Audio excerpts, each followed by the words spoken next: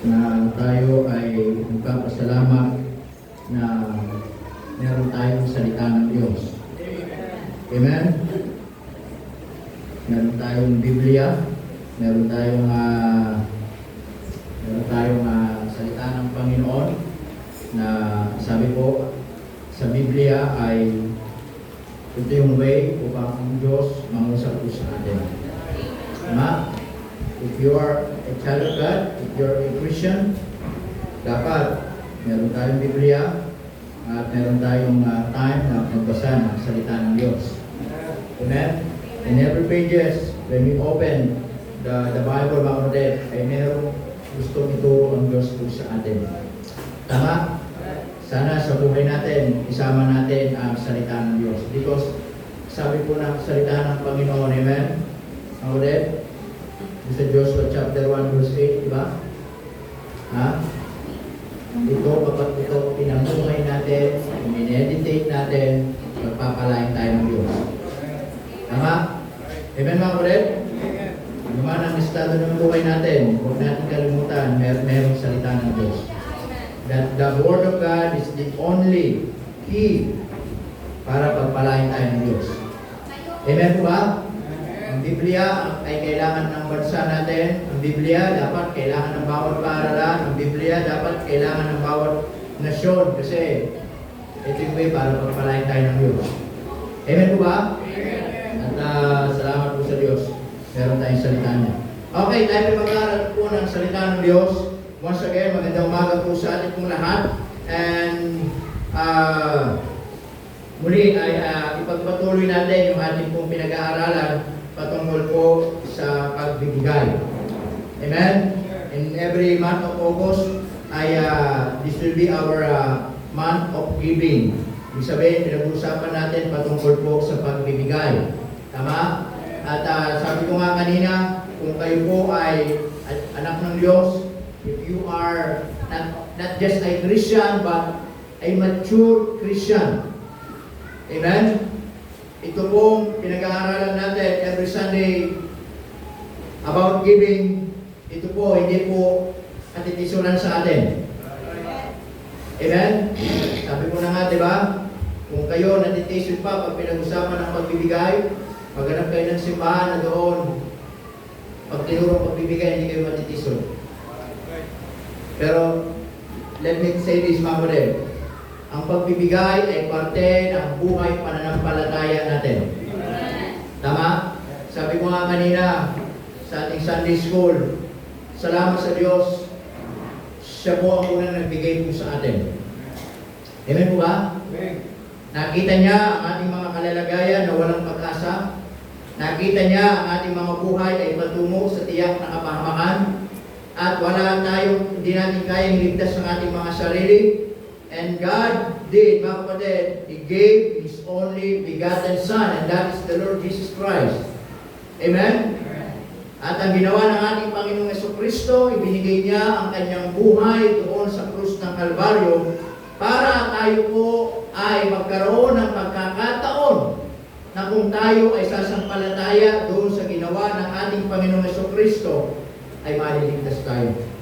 Amen? And God saved us not only to experience, mga kapatid, what is love, but also to experience what is the meaning of love.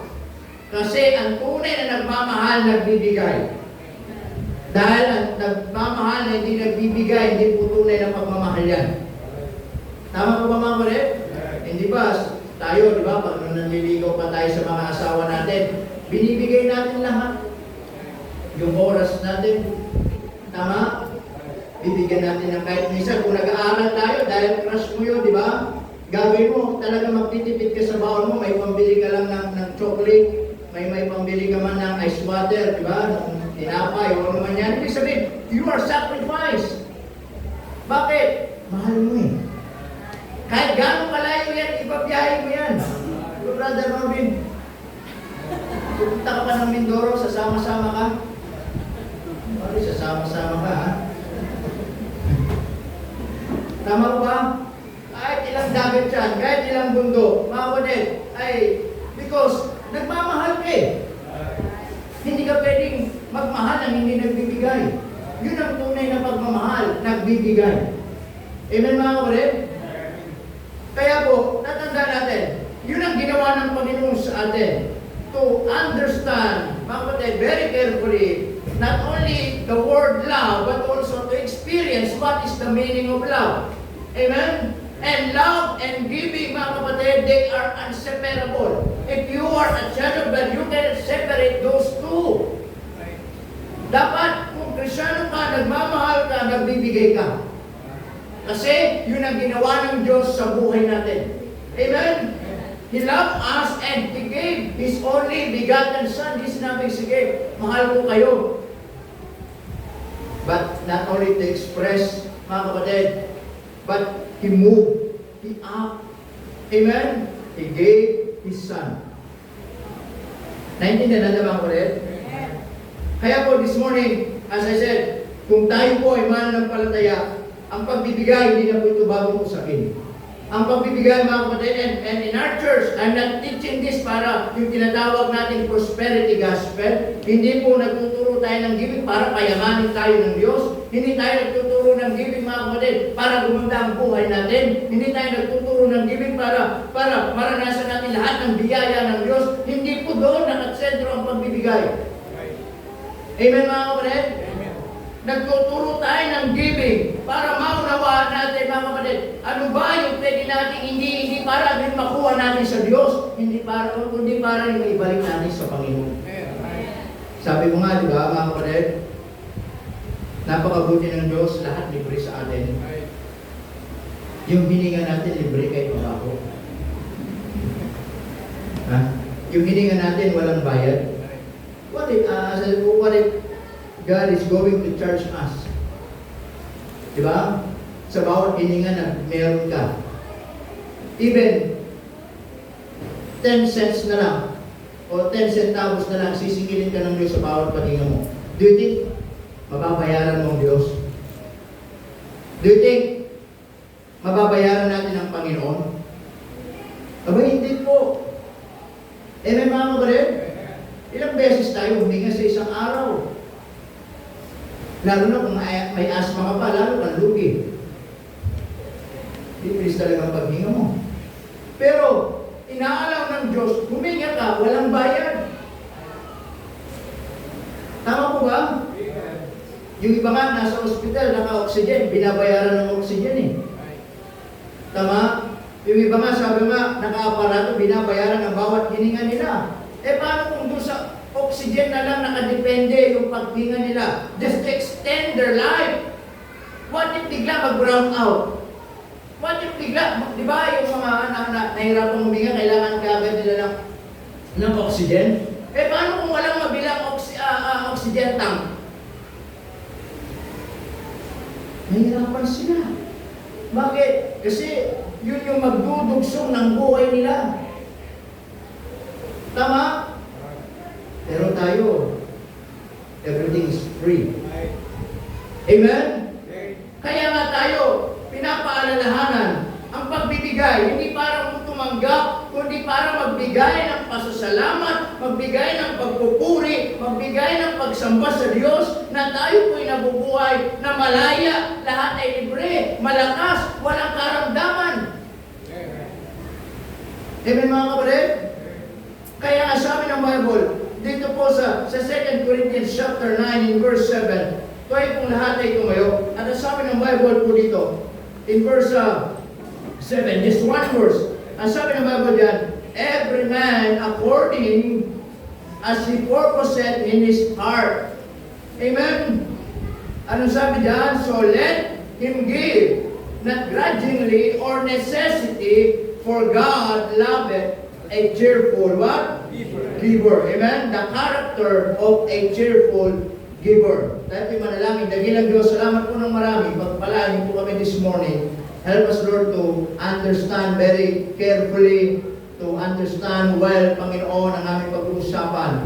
And help us, Lord, na maging attentive ang aming mga puso, ang aming mga isipan, upang maunawaan po namin ang bawat salita ninyong ipapangaral. At tulungan niyo po kami na maging positive, Panginoon, so that ito ay maging makatulong sa atin, mga Panginoon, na marahil kami nakakalimot na, maging mapaalalahanan kami. Marahil hindi ko nagagawa, tulungan niyo kami magawa. Hindi para, Panginoon, ay makinabang kami, kundi Panginoon, may balik namin lahat ng grasya na patuloy niyo po pinapatamasa po sa amin. Salamat po, Panginoon. Pagpalain niyo kami kausapin sa pangalan ni Jesus. Amen. You can now take your seat. Okay. Dito po ay muli si Apostol Pablo ay nagsulat sa mga mananampalataya dito po sa iglesia ng Corinto. At alam naman po natin, di ba, the first Sunday, nakita natin yung kaibahan ng iglesia ng Macedonia at iglesia ng Corinto. Okay? Yung iglesia ng Corinto, wala silang problema. Lahat ng provision nasa kanila, lahat ng resources nasa kanila, lahat ng yaman nasa kanila. At Corinth, mga kapatid, ay talagang isang lugar na sagana at walang kahirapan. Pero ang problema, ganon sila sa pera nila. Ganon sila sa yaman nila. Nasabi ni Apostol Pablo sa kanila, nakakahiya naman kayo. That's supposed to be, kayong mayayaman na, kayong mapera na, kayong pinagpala na, ay sana'y gamitin kayo ng Diyos. Pero hindi kayo yung ginagawa. Kaya tignan ninyo yung church ng Macedonia, na sila'y wala, na sila'y salat. Ano sabi ng Bible? They are what? In great trial of affliction, and they are in deep poverty. That was their situation. Pero hindi naging hadlang para sila'y magbigay. Nakita ninyo? Kaya po, ang pagbibigay, hindi nakadepende sa resources eh. Nakadepende ang pagbibigay sa puso. Kaya nga, huwag natin dadahilan, Pastor, mahirap lang kami, hindi ako makapagbigay sa Panginoon. Hindi po reason yun. Bakit yung church ng Macedonia, mga kapatid, marahil mas maganda pa nga yung kalalagayan natin sa kanila. The Bible says that they are in deep poverty. They are in great trial of affliction. Just could you imagine what is their situation? Yung kalalagayan nila, marahil tayo nakakain pa ng 3 beses sa isang araw. Sila baka isang beses na lang. Tama po ba, mga kapatid? Pero kung sasabihin natin, hindi ako makakapag-contribute, hindi ako makakapagbigay, hindi ako makakapag-cooperate pagdating sa pagbibigay, kasi ganito lang ang buhay namin, konti lang ang income namin, ganito lang ang hanap buhay namin, mga kapatid, hindi po dahilan yan. Tama? Hindi po dahilan yan, mga kapatid. Amen? At hindi po din dahilan na marami tayong pera, mga kapatid. Lalo tayo hindi magbibigay. Kaya nga pagbibigay, hindi depende sa amount. Tinitignan ng Diyos yung puso. Kung marami kang pera, ayaw mo namang magbigay.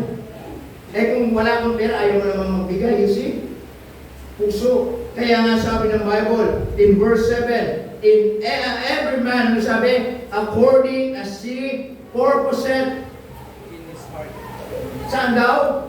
In his heart. Ayon sa kasiyahan ng iyong puso, nakadepende ang pagbibigay mo. Tama, mga kapatid? Bakit yung iba, mga kapatid, salat din sa buhay, pero masaya silang nagbibigay. Di ba? In the book of Luke, yung widow mites, nakita ng Panginoon, pinakita niya sa mga eskriba. Merong nag-offering, binuhos niya. Dami. Pero hindi na po attention ng Panginoon.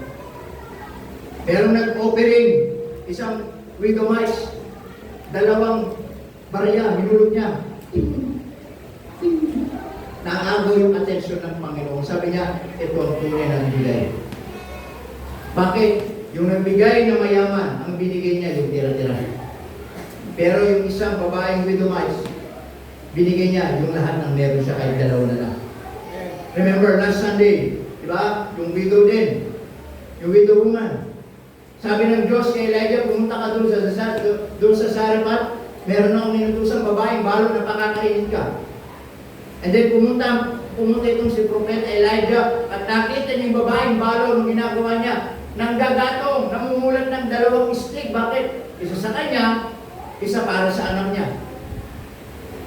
At nung dumating si Elijah, sabi niya, painumin mo ako. Well, sabi ko na ng Widomite, sige, tubig lang naman eh. Painumin kita. Pagkatapos ng uminom, ang sabi ni Elijah, pakainin mo ako. Ba? Sumagot ang babae, sabi niya, makakainin kita. Sabi niya, yung langis namin, mauubos na. Ako'y namumulot para may makain ako at ng aking anak kasi pwede kaming mamatay. Amen mga kapatid? Pero ano sabi ni Elijah, he insist, pakainin mo ako at kailanman hindi na kayo magugutom. And then, naniwala yung babaeng balo na yun. And in fact, mga kapatid, from the first place, I believe, kinausap na ng Diyos yung babaeng balo na yun. Kasi ang sabi niya kay Elijah, pumunta ka sa Sarephat, meron na akong inutusang babaeng balo, makakainin ka. Tama? And then, mga kapatid, yun na lang yung meron sa kanila. Kinakain niya yung lingkod ng Diyos. At ang sabi ng Bible in verse 15, at hindi na sila muling nagutom. Yung langis nila hindi na nakubos. Amen mga kapatid? Alam nyo, pag tayo ay natutong magbigay ng tama sa Diyos, hindi tayo gugutumin ng Diyos. Pag tayo natutong magbigay para sa Panginoon, hindi tayo pababayaan ng Diyos. Naniniwala po ba kayo doon mga kapatid? Amen. Amen? Kasi, ang sabi po ng Bible, in verse 7, so every man according as he purposeth, saan daw? In his heart. Amen? So number 1 na gusto kong makita natin mga kapatid, the love in giving. Amen? Kaya yung mga tunay na nagmamahal, yun yung mga nagbibigay. Amen? Yun yung mga tunay na nagbibigay. Kaya sabi diyan, in verse 7, napakalinaw, magbibigay tayo, mga kapatid, as he purposed in his heart. At hindi lang yung mahal natin ng Diyos, kaya nagbibigay tayo, mahal natin ng Diyos, then yung character ng pagbibigay natin, masaya tayo. Tama? Hindi po yung, mga kapatid, magbibigay tayo, ang lungkot natin. Magbibigay tayo, nakasimangot tayo. Magbibigay tayo, nag-iisip tayo. We are giving back to God na merong down. Wala lang tayo magbigay. Amen mga kapatid? And we're telling this mga kapatid, hindi tayo nagbibigay kasi kailangan ng Diyos. Diba sa Sunday School natin? Ang Diyos ang nagmamay-ari ng lahat ng bagay. Siya ang may-ari, ang Panginoon ang may-ari ng lupa. Ang sabi ng Panginoon ng hukbo, akin ang pilang, akin ang ginto. Amen mga kapatid? So kaya, kung ano man ang meron sa atin, sabi ko nga po mga kapatid, yan ay pinagkakatiwala ng Diyos sa atin. Amen? And you should thank the Lord, mga kapatid, na dahil hindi lahat ng bagay, sabi ba na meron ka sa buhay mo ngayon, eh meron din ang iba. Amen? Hindi lahat ng sinusuot mo, sinusuot ng iba. Hindi lahat ng kinakain mo, kinakain ng iba. Dahil minsan, kung ano yung meron mo ngayon, na marami ka nireklamo mo pa, hindi ka pa makontento, makakunin, you will just open your eyes kung ano meron ka ngayon. Baka pinapangarap pa lang yan ng ibang tao. Amen? Nasabi po ng mga tao, sabi ng mga nagbigay po ng kalamang quotation, sabi ni Anne Frank, sabi niya, no one has ever become poor from giving. Amen? No one has ever become poor from giving. Meron na bang nagbigay dito na hindi mahirap? Meron na bang nagbigay dito na nagutom? Meron na bang nagbigay dito na pinabayaan ng Panginoon. When you truly, mga kapatid, na magbigay sa Panginoon, you will amaze ang ibabalik ng Panginoon. Amen? Ang sabi ni Israel Moore, sabi niya, giving does not only precede receiving. It is the reason for it. It is in giving that we receive. Ang sabi pa ni Maya Angelou, sabi niya, always give without remembering. Parang kasing nagbibigay, tinatandaan pa. Ano? Ha? Sabi niya, always give without remembering. And always receive without forgetting. Amen mga kapatid? Always give without remembering. And always receive, listen to this, without forgetting. Amen? Kaya po alam niyo mga kapatid, tunay na kapag tayo nagbigay sa Panginoon, para sa Panginoon. Huwag natin questionin sa Diyos. Huwag natin pag magbigay tayo, parang pinapamukha natin sa Panginoon. Huwag tayo magbibigay para bang talagang kailangan ng Diyos ang pera natin. Hindi po. Amen? Magbibigay tayo kasi mahal natin ang Panginoon. Amen? Sabi mga kapatid, sabi ni Ben Carson, happiness doesn't result from what we get, but from what we give. Kaya sama yung sabi ng Bible, di ba? Kung itutuloy natin, mga kapatid, God loveth a cheerful giver. In the book of Acts, is more blessed to give than to receive. Amen po ba mga kapatid? Kaya po, magbibigay tayo sa Diyos kasi mahal natin ang Panginoon. Alam mo, pag naunawaan natin yung ibig sabihin ng love, ang dali na lang ng mga bagay na gagawin natin para sa Panginoon. Amen? Lahat ng bagay na gagawin natin, madali na lang yan para sa Diyos.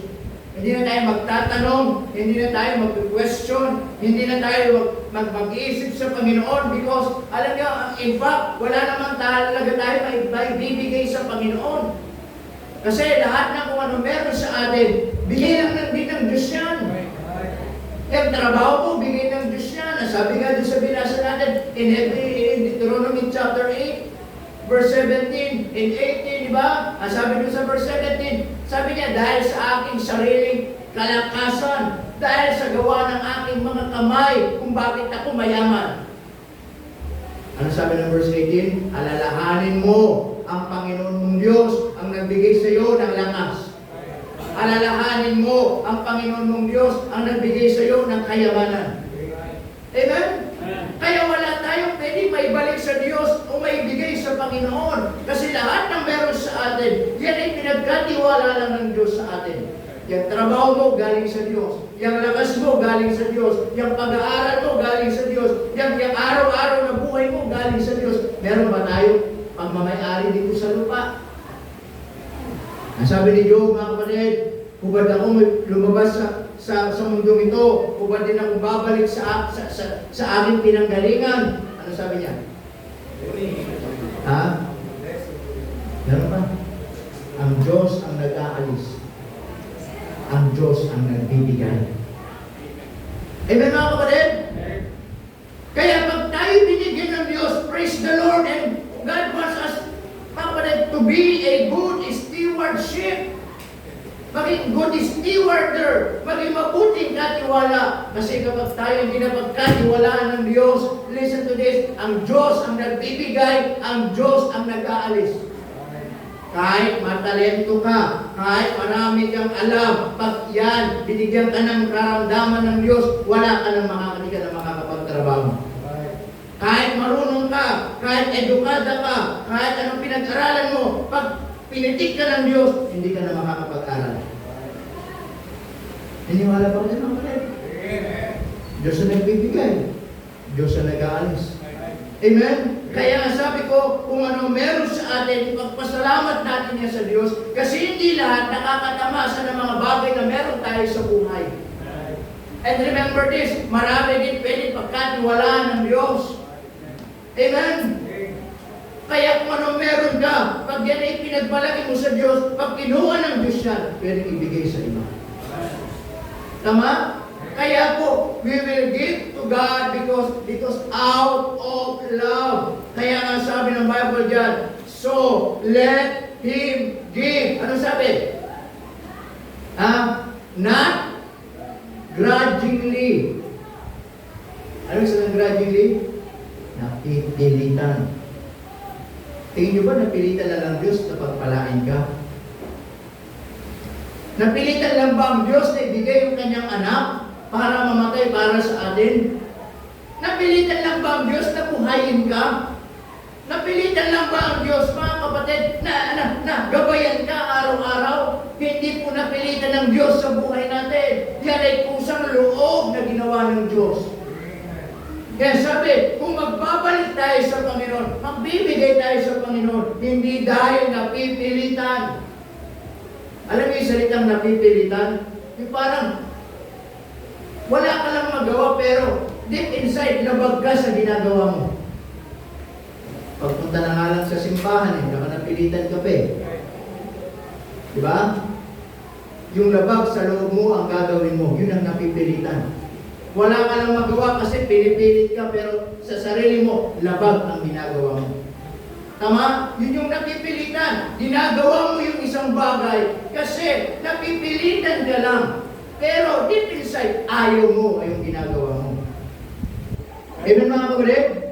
Kaya nga pag pinag-usapan ng pagbibigay mga kapatid, ipakita natin na sabi doon sa verse 7, napakalinaw, every man according as he purposed, ayon sa kasiyahan ng kanyang puso, kaya magbibigay. Amen mga kapatid? Hindi yung pag magbibigay tayo, sabi nga parang napipilitan tayo. Ang hirap natin magbigay. Amen mga kapatid? Para tayong mga bayawak na hinihila sa lungga. Yung mga bayawak pag nasa butas, kuling buntot, ang hirap ilahin talaga niya. Kasi makapit siyang mga ano yun eh, yung mga puko. Talagang pag kumapit siya, kapit na kapit siya. Basta wala makapitan yung kuko nila, madaling huli niya. Bawa, nasa loob ng drum, hindi makakit kasi sa dumudulas. Sino ito nakakahuli na ng bayawak? Dito kasi maraming bayawak na hindi pala bayawak, buhaya pala dito. Buhaya, hindi sa munisipyo. Buhaya pala yung mga dito. Diba? Ito nakakahuli ng bayawak dito. Mga nakakain ng bayawak. May mga taga-norte, mga bayawak yung mga yan. Kasi mga kumakain ng bayawak dito. O, sa Minnesota, nakain ng bayawak. O, si Sister Melanie, o, siyempre, Pangasinan yun eh, di ba? O, doon, maraming mga bayawak. Basta norte, mga Ilocano yan. O, brother, nisayan ng bayawak. O, masarap ang bayawak na kapatid. Lasa, mas masarap pa sa manok. Dahil ang pagbabalat niya, para ka lang nagbibis, nila yung pagbabalat. Tapos yung balat niya, yun ang masarap. Hindi, gagawin chicharon mo. Yung balat ba ng bayawak? Gagawin chicharon. Palulutungin mo. Basta nagagawa tayo. Malakang bukid, sinong kumakain? Oo. Kunti lang din, ano? Tama? Kaya lahat ng mga endangered, lahat ng mga taga-norte, mga exotic yung mga yun. Mga endangered, mga kukunti na lang yung mga lahi yan eh. Kaya pag kayo nakatagpo ng mapapangasal taga-norte, huwag yan, pakakawala. Oo. Bihira na ng mga lahi ganyan. Alam niyo nung lumipat ako dito sa Laguna, ang daming mga pagkain dito sa Laguna, dito sa South. Ang daming pagkain sa Norte, nang dumating ako sa South, hindi pinakain dito. Pira, pupunta ka mag-Bible study ka. Madadaan ng isang malunggay. Sa ganang bunga ng malunggay, nakakapanginayan. Yung sister nila, nadadaanan ko. Kung gusto ko lang pwede kumakyat doon, pagpipitasin ko yun. Ngayon, mga tuyo na lahat. Sayang. Diba? Dahil mga pagkain dito kasi mga rich kid dito sa South. Mga rich kid. Sa mga North kasi, mga Dito kasi sa South, makakapalampok dito. Sa North kasi mga Panorth yan, Panorth. Kaya pag ganun kumikita din dito, Panorth. North yan, taga-North yan, Panorth yan. Di ba? Then pagkain. Pag dyan nga makikita ko mga politis, ang hira. Lumalaki lang ito, di nila kinakain. Akala mo na lang dito, salud, pero yung politis, di nila kinakain. Sila yung kumakain ng salud, politis. Ano yung politis? Yung pag namulaklak, parang uod na, no? Yung matinig yun eh. Mga kapatid, naabraw lang yun. Pakulwan mo lang sa, lalo mo yung pabungo galing Pangasinan. Ikaw bang kadero? Di ba? Tsaka yung mga, dito kasi hindi nila alam talaga eh. Yung, alam niyo yung puno ng imbabao? Sinakakalit ng puno ng imbabao. Kaya pag mamaya lalabas kayo, bago magtulay, pero dito sa kaliwa, may basura doon, may puno doon. Yung bunga niya, parang uod. Yung bulaklak. Inahalo yun sa pakbet. Gulay talaga yun. Nilalaw na, no? Nilalaw. Ang tawag sa kanya, imbabao. Dito, akala nila mga puno lang. Matatas na puno. Yung mga naninindar ng semento, pag nabukan talaga ng tubo. Pero pag namulang lang yun, lagay lang sa pakulang mainit na tubig yun, tapos susunod. Diba? Basta maraming pagkain dito. Na sa norte, at pagdating dito, ang dami dyan. Hindi nila alam. Okay, but anyway, balik tayo. Kaya sabi ng Panginoon mga kapatid, ay magbibigay tayo sapagkat mahal natin ang Panginoon. Tama po ba? Kaya hindi natin pwedeng ipagmalaki kung anong meron sa atin. Kaya sabi ng Bible, so every man according in purpose and intention, so let him give not grudgingly. Mahirap natin pilitan magbigay mga kapatid. Tama?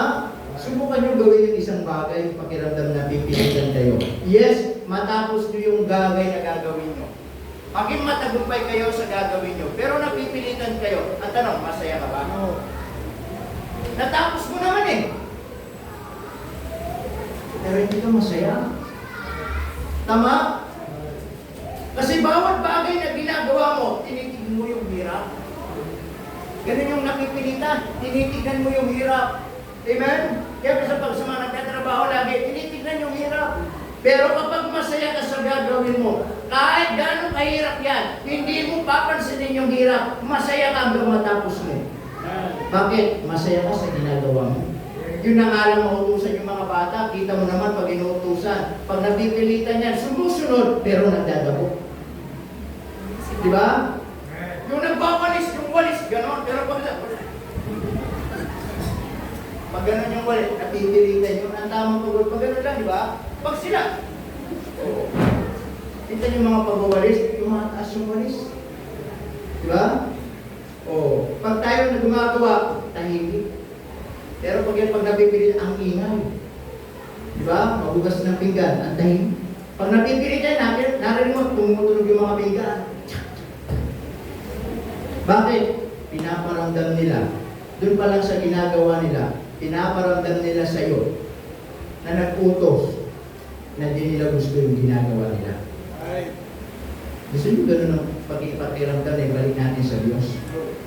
Nagagawa tayo para sa Diyos, pero makita ng Diyos, mga kapatid, hindi tama yung puso natin. Hindi magpapalain tayo ng Diyos. Yes, makapagbigay ka, pero hindi ka masaya. Amen? Kaya sabi, hindi dahil sa napipilitan or of necessity. Ano sabi? Hindi ka magbibigay dahil napipilitan ka o dahil ano? Dahil kailangan. Again, hindi kailangan ng Diyos ang pera natin. Mayaman ng Diyos. Amen mga kapatid? Ang gusto lang ng Diyos, mga kapatid, doon sa pera na yan, o kung anong meron ka, matutunan mong magbigay ng masaya. Na ibabalik mo sa Diyos yan, hindi para pa ipamukha sa Diyos na para bang bayaran ng Diyos. Hindi para ipamukha sa Diyos para bang mabibili mo ang Diyos. Para ipakita sa Kanya na magpasalamat ka, kaya ka magbabalik sa Kanya. Tama mga kapatid? Kaya po, yung pag-ibig na yan, listen to me, wag natin yang ipagpapalit sa mundong ito. Wag natin yang ipagpapalit sa mga bagay-bagay dito sa mundong ito. Tama? Hanggat may pag-ibig sa ginagawa mo, gawin mo. Bakit ka pupunta sa church? Kasi mahal mo ang Panginoon. Amen. Amen? Kaya ka ba maglilingkod sa Panginoon? Kasi mahal mo ang Panginoon. Bakit ka ahon sa Panginoon? Kasi mahal mo ang Panginoon. Bakit ka magbibigay sa Panginoon? Kasi mahal mo ang Panginoon. Na minsan, kahit dumating sa punto, hirap ka na. Pagod ka na. Pero bakit ginagawa mo pa rin yung isang bagay? Kasi mahal mo ang Panginoon. Amen mga kapatid?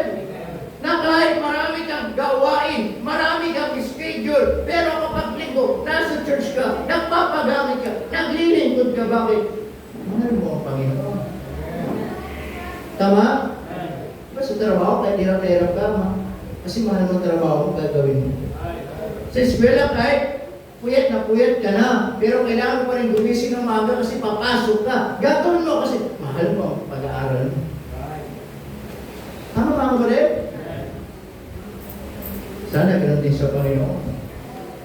Not only, mga kapatid, the love in giving, but also the character of a cheerful giver. Mga kapatid, hindi lang yung siya ay mahal niya yung pagbibigay. But also, listen this, learn in giving. Dahil mahal niya ang pagbibigay, natututo siyang magbigay. Nakakalungkot, mga kapatid, mga kaibigan, minsan, ang tagal-tagal na natin sa simbahan, wala pa rin tayong natututunan sa pagbibigay. Amen? Na matagal na tayo sa church, pag pinag-usapan ng giving, na-open ka pa din. Pag pinag-usapan ng giving, ang dami pa rin natin tanong. Pag pinag-usapan ng giving, ang sakit sa tenga. Ano tayo lalago?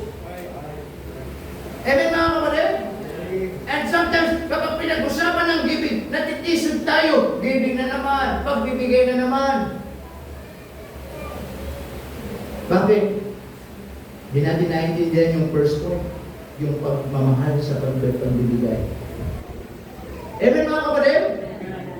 Ang punto rito mga kapatid, kung sinasabi natin tayo anak ng Diyos, tayo mananampalataya, at tayo lumalago sa ating pong pananampalataya, then matutunan natin ang pagbibigay.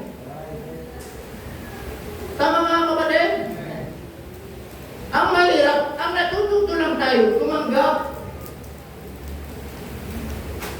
Amen mga kapatid? Masaya bang tumanggap? Ay, masaya makatanggap. Masaya makatanggap sa iba. Masaya ang pakiramdam mga kapatid na magkaroon. Masaya ang pakiramdam na tumanggap ka. Pero mas masaya pag ikaw ang nagbigay. Amen mga kapatid? Na maraya tayo tumatanggap, na maraya tayo binibigyan. Pero kung tayo lumalago na, tayo natututo na, abay dapat naman, habang tumatagal sa pananampalataya, huwag tayong manatili na tayo lang yung binibigyan, tayo lang yung nagkakaroon. Dapat i-desire mo rin na ikaw naman ang magbigay, ikaw naman ang maging pagpapala. Kasi sabi ng Bible, it's more blessed to give than to receive.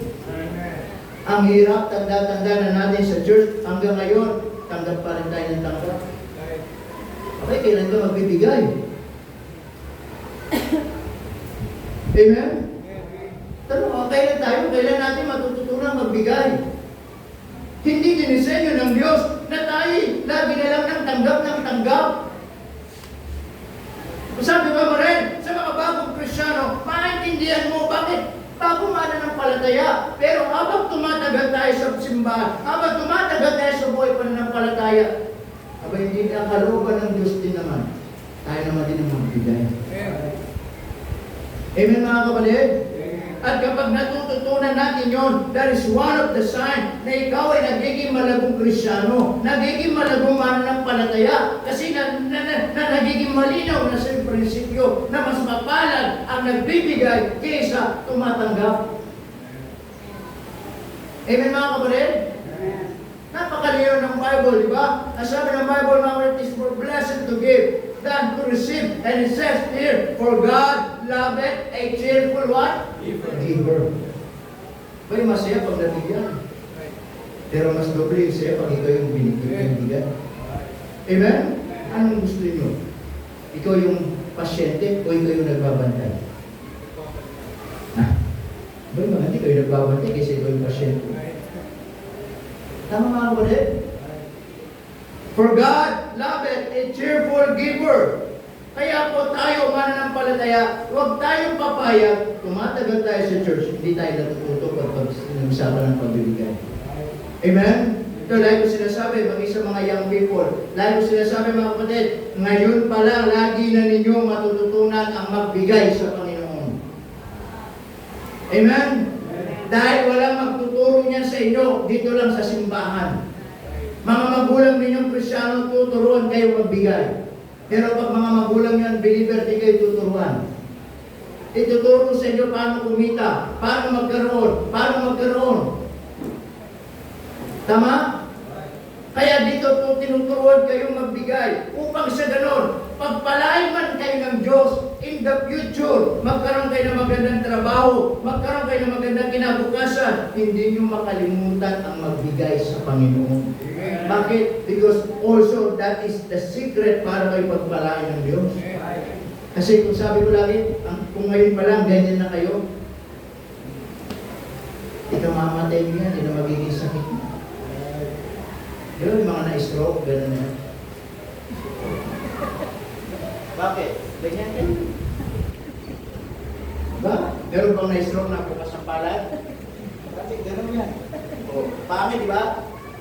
Kamamatay mo yung mag-isin nyo. Tama? Ang tawag doon, mapeparalyze kayo. Ha? Paralyze kayo, mga kapatid.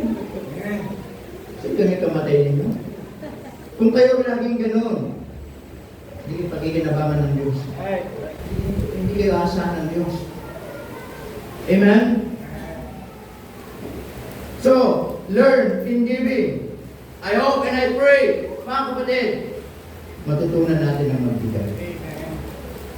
Amen po ba? Amen. And not only that, learn in giving, but also, mga kapatid, living in giving. Mabuhay tayo na lagi nandun na yung karakter na dapat magbigay. Amen. Tama? The point is this, yung bang kasama sa buhay Kristyano mo, yung maging palabigay. Amen mga kapatid? Yung maging palabigay ba? Bakit? Ikaw na yun eh. Ang hirap kaya makilala, ikay madamot. Ikay kuripot. Diba? Ay si ganito, naku, huwag yun. Buti pa yung bayawak, mahihila mo. Yun, wala kang mahihila doon. Diba? Amen mga kapatid? Pag sinabi, ay si ganito kapatid, ay huwag yun kapatid.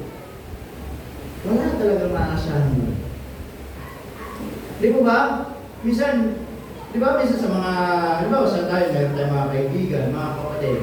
O di ba? Minsan, sasabihin natin na, meron pa ako na kayo, ay huwag yun.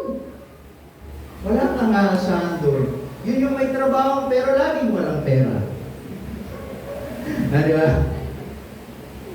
Yun yung laging nag-overtime pero laging walang binibili. Diba? Eh may mga kapatid? Pero ang gandang makilala na ikaw ay palabigay. Hindi ibig sabihin, malaking ibibigay mo, pero makilala ka nila mga kapatid, pag nabanggit yung pangalan mo, ay lagi nagiging blessing yun. Ay kahit sa maliit na bagay, lagi nagiging blessing yun. Tama mga kapatid? Naunawaan po ninyo? Bakit? Yan ang tunay na character ng cheerful giver na kahit nasaan man siya, hindi lang sa church na ipamumuhay yung pagbibigay, but outside the church, nagkikilala siya, nagpalabigay. Amen mga kapatid? Yung bang ang daling magbigay? In any amount, or pag may lumapit, ito lang pag may tutulong, kung nakikilala tayo, bakit? Yun yung character ng cheerful giver. Naunawa natin? Kasi hindi pwedeng, mga kapatid, palabigay tayo sa Diyos, madamot tayo sa kapwa. Hindi kasi pwedeng ganun eh. Ano sabi ng Diyos? Mga kapatid, love thy neighbor as thyself. Amen? Mahalin mo ang iyong kapwa. Kasi yun yung way para makita nila kung sino ang Panginoon mo. Tama mga kapatid? Kung sino ang Panginoon mo. Amen mga kapatid? Kaya, ipabuhay natin. Maging palabigay. Mga kapatid. At tatandaan natin. Mga kapatid. Kapag tayo, nakaranas tayo na laging tulungan. Pagit tayo pinagpala. Huwag natin kalilimutan yung taong tinulungan tayo ng ina. Suplihan mo ng kabutihan. Amen mga kapatid? Naintindihan niyo po ba? Na tayo yung panahon na walang-wala, panahon na nagigipit, pero may mga tao tumulong sa atin, pero mga tao ginamit ng Diyos sa atin. And then dumating yung time na ikaw naman yung pinagpala ng Diyos. Suplihan mo yung kabutihan ng mga tao. That is the right in the Bible. Hindi pwede pag pinagpala ka na, sasabihin mo, uyo. Diba? Alam niyo yung story ng puyo? Bakit? Ang elementary kasi ako, nag-aaral ako. At meron akong importante isa. Nasabi ng lola ko, ako, kapag yan sa exam na yan, kinalimutan dito, bumagsak ka, kalimutan mo na lola, may lola ka pa. Kakalimutan na rin kita ang pagkakita. Di natapos yung exam. Nag-text yung lola ko, ako, kumusta ang exam? Reply mo yung lola ko, uyo. Bagsak. Like ko. Sabi ko, uyo. Sabi na lola ko, bumagsak ka, kalimutan mo nang may lola ka. Yung reply ko, uyo. Ibig sabihin, bagsak. Ano? Pero ang punto, huwag na huwag ninyong kalilimutan.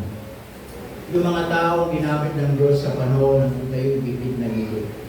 Sa panahon na walang-wala. Sa panahon na may pangangailangan.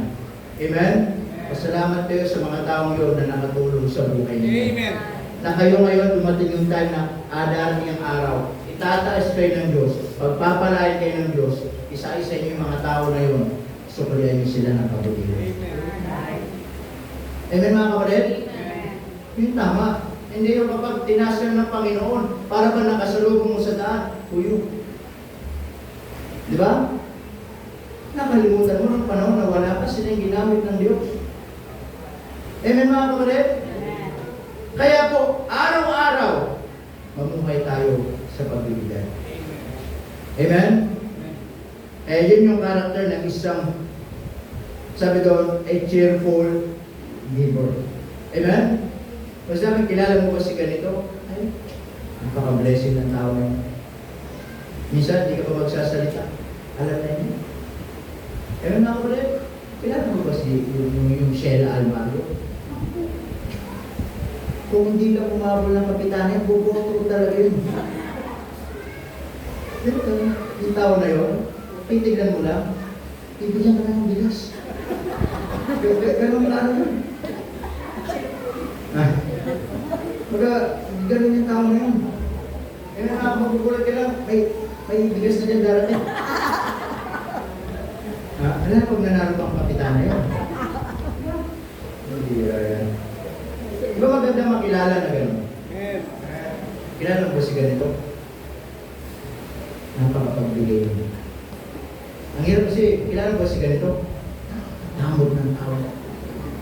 Hindi nakalagdan, damot ng tao. Ganun pa talaga eh. Kasi ganito kilala mo, ako rin ito. Diba? Huwag na huwag yun. Tama mga kulit? Oo. Ang gusto nyo makilala? Maging palabigay? Ayan mga kulit? Maganda makilala kasi ugali na blessing yung tao na yun. Tama? Pag pinag-usapan si ganito, blessing yung tao na yun. Amen po ba mga kulit? Kaya po, the character of a cheerful giver. Mahalin natin. Kaya tayo nagbibigay kasi mahal natin ng Diyos. Hindi natin ipamumuka sa Diyos kung anong bibigay natin na amount. Mahal natin ng Diyos kaya magbibigay tayo. Whether maliit man yan o malaki kasi mahal mo ang Panginoon. Amen? Learn in giving. Listen to this, church. Hindi kalooban ng Diyos Tatabi ka sa simbahan ito hanggang ngayon, tanggap ka pa ng tanggap. Tama? Hindi ganun ang turo ng Biblia.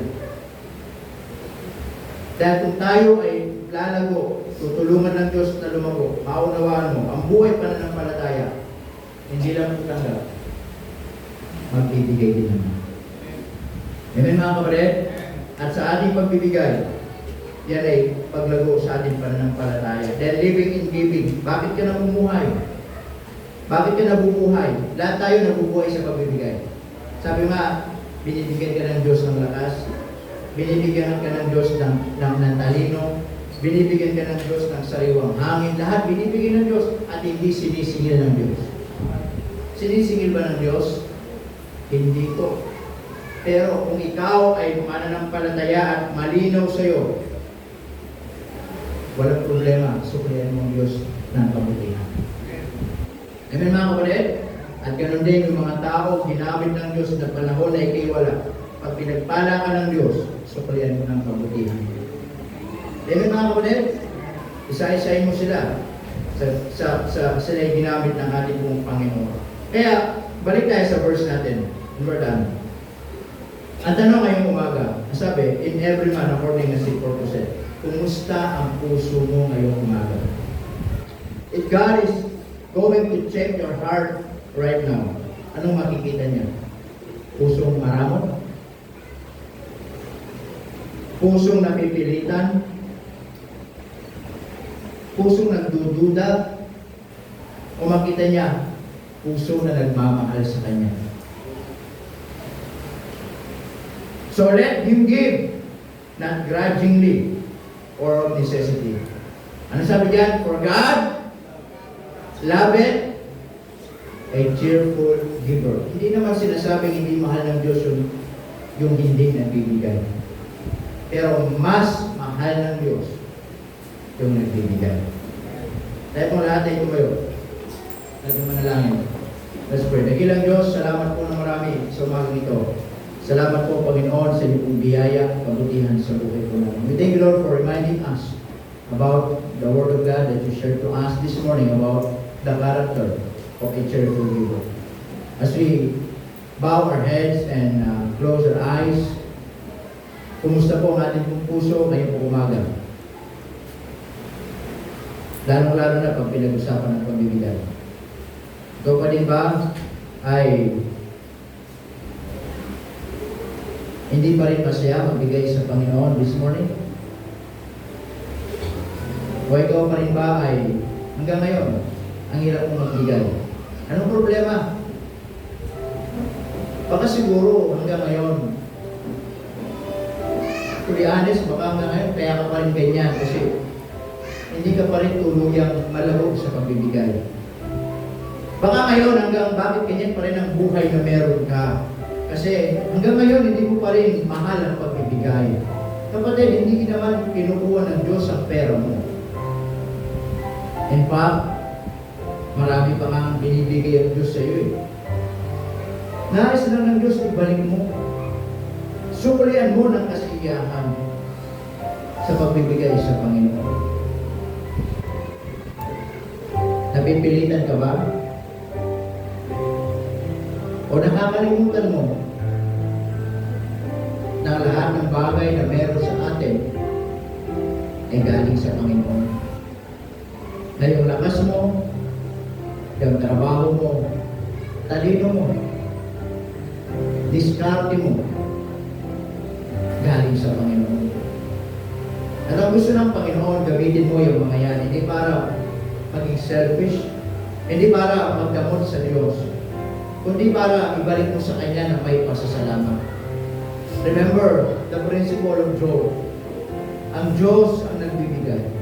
Ang Diyos ang nag-aalis. This morning, meron tayong mga bagay na nais natin itama sa puso natin. O marahil, meron mga bagay sa buhay natin na nais natin isuko. O marahil, meron mga bagay na nais natin idalangin sa Panginoon ngayong umaga. Bakit hindi ka lumapit sa unahan, manalangin sa Diyos ngayong umaga, and be sincere, be sensitive, at makita mo kung nais ng Diyos ituro ngayong umaga nito. Sige po, meron ba tayo nais sabihin sa Diyos ngayong umaga nito, nais ipanalangin sa Kanya na marahil hanggang ngayon problema pa rin natin ang pagbibigay. Marahil hanggang ngayon napipilitan pa rin tayo. Marahil ngayon hanggang ngayon ang bigat pa rin ng bulsa natin. Ang bigat pa rin ng kamay natin, kapatid. Hindi po kinukuha ng church na to ang pera nyo. Hindi po kinukuha ng Diyos ang pera nyo. Ang nais lang ng Diyos, matutuhan ninyong ibalik at ipagpasalamat lahat ng mga bagay na pinagkakatiwala niyo sa inyo. Salamat sa Diyos. Na kung meron ka ngayon, hindi pa rin kinukuha ng Diyos. Kasi gusto ng Diyos, naging mabuting katiwala ka kung meron ka sa Kanya.